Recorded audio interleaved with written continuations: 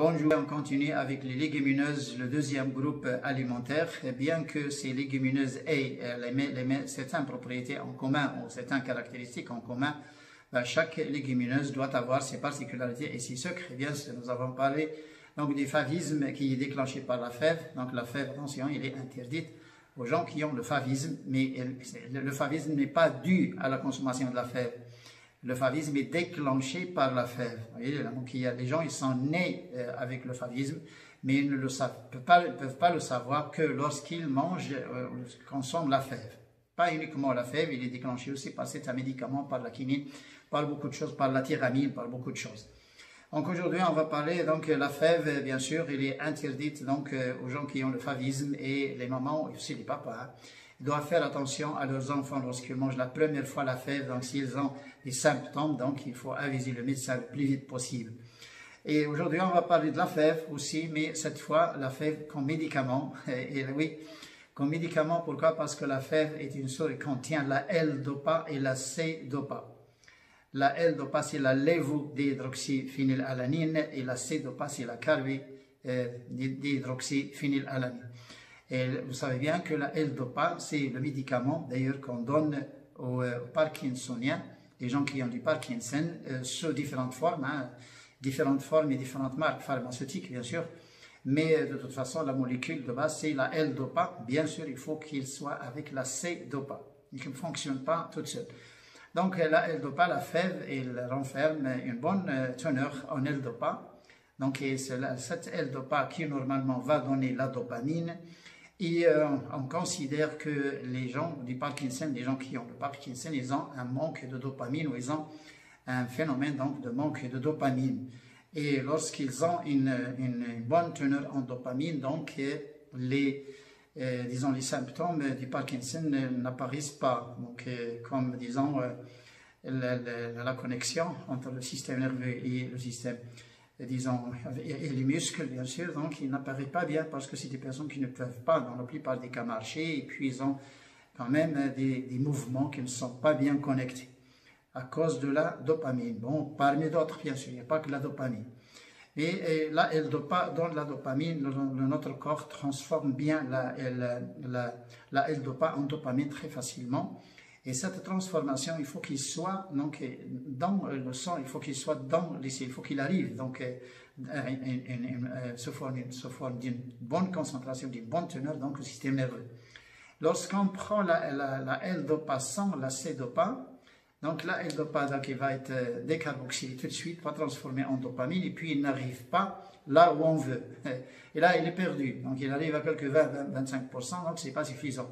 Pour que la dopamine soit transformée là où il le faut, c'est-à-dire en 100% dopamine, pour que les cellules sanguines et ça reprenne donc cette dopamine, donc il faut qu'on inhibe la décarboxylase, l'enzyme qui décarboxyle la L-dopa, et c'est la C-dopa qui décarboxyle, donc la L-dopamine, il faut qu'il soit avec.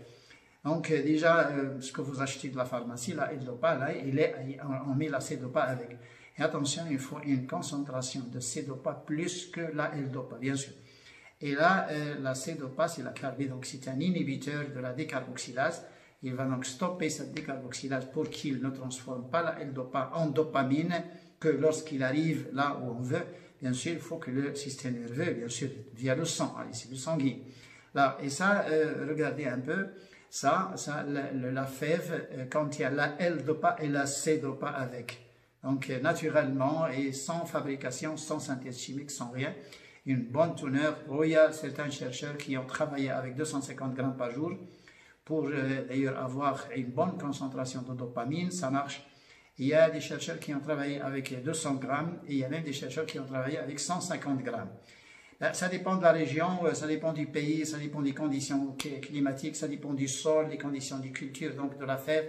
Vous savez bien que la fève, il a quand même une fourchette, mais ça pourrait bien que dans des régions où on a une fève, une variété de fèves où il y a moins de dopamine, dans d'autres régions, on peut avoir une bonne fève qui a une bonne teneur en L-dopa. Et c'est ça le problème, c'est que c'est le dosage finalement qui est un problème. Ce n'est pas la nature de la molécule. La molécule, la fève, il contient la L-dopa et la C-dopa. On n'a aucun problème. Mais il faut doser donc combien donc, le malade doit prendre. disons, de la fève, soupe sous forme de soupe. Quand c'est frais, c'est potage. Mais une soupe de fèves, là, nous, au Maroc, on a une soupe spéciale que tout le monde connaît bien, qu'on appelle bissara. C'est que cette soupe de fèves, là, elle est bien connue, elle est consommée avec l'huile d'olive et le cumin, spécialement. Et c'est très connu, c'est consommé matin et soir, et c'est dans toutes les villes, là, si tu es là, et on en consomme une bonne quantité. Hein. On en consomme jusqu'à 300 et même 400 grammes de cette soupe. Et là, la fève, on a 3 niveaux de concentration de la L-Dopa et de la C-Dopa. On a la fève fraîche avant la maturation. Il y a les gousses de fèves fraîches avant la maturation. C'est là où il y a la plus grande concentration en L-Dopa. Et puis, c'est la jeune fève dans la gousse là avant maturation. Et puis, donc, il est consommé avec la gousse. Il est consommé avec la gousse, pas uniquement les graines. Et puis, on a aussi la germination, donc les graines de fèves germées. Donc, le germe de la fève, il y a une bonne concentration en L-Dopa. Sinon, la fève sèche, il y a un peu 20 à 25% moins de L-Dopa par rapport donc à la fève fraîche ou à la fève germée. Mais la fève sèche aussi, il y a la L-Dopa, il y a la C-Dopa, aucun problème. Là, mais seulement, ça dépend du pays là où vous vivez. Bon, moi, je suis sur YouTube, je ne connais pas votre pays.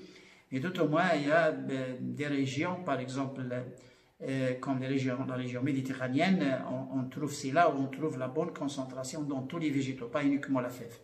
C'est la même chose pour le potassium dans les légumes, c'est la même chose dans la vitamine A, aussi dans les fruits et dans les légumes, et beaucoup de choses, l'iode aussi et tout ça.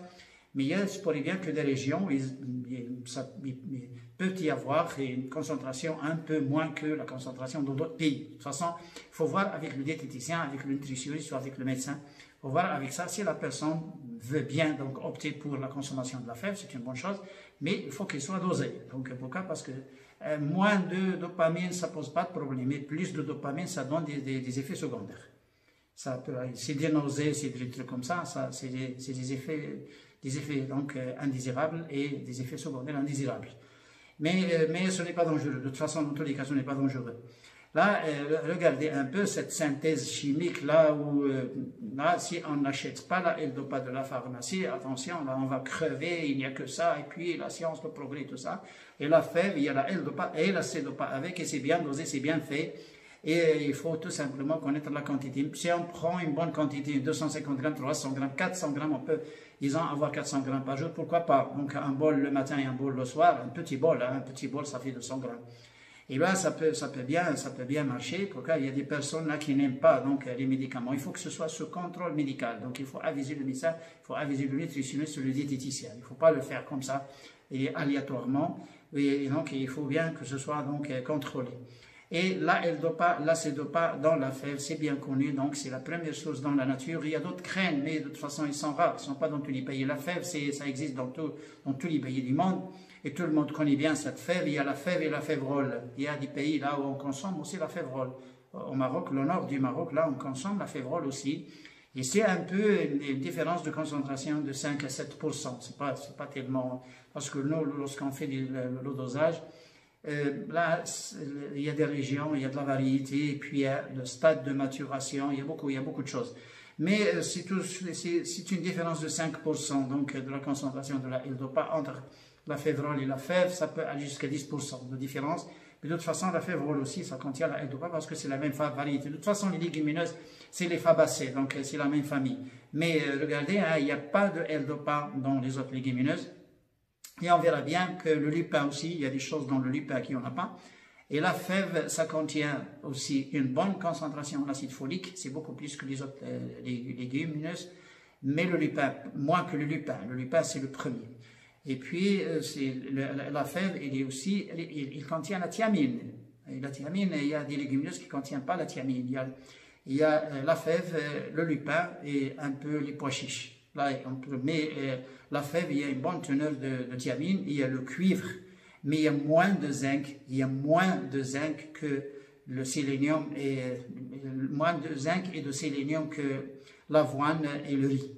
Donc là, disons par rapport aux céréales. Donc les céréales, on trouve plus de sélénium. Les légumineuses, on a moins de sélénium, mais il y a plus de sélénium dans le lupin qu'il y en a dans les autres légumineuses. Bon, les légumineuses, ce n'est pas la bonne source de sélénium de toute façon, mais c'est une bonne source de cuivre et de molybdène. Donc le molybdène, là, disons, c'est la caractéristique, c'est le secret des légumineuses.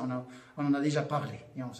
Et regardez un peu, donc cette fève-là, il y a des personnes qui ne peuvent pas la manger. Bon, c'est les gens d'éphaïsme, mais il y a des personnes qui peuvent bien manger la fève et c'est obligatoire. Les Parkinsoniens, les gens qui ont des Parkinson, là, il faut qu'ils consomment, il faut qu'ils mangent la fève chaque jour, matin et soir.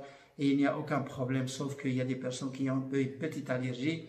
Mais ce n'est pas vraiment une vraie allergie, hein, c'est des lectines donc de la fève. Quand c'est bien cuit, donc ça ne pose aucun problème. À un autre épisode. Au revoir.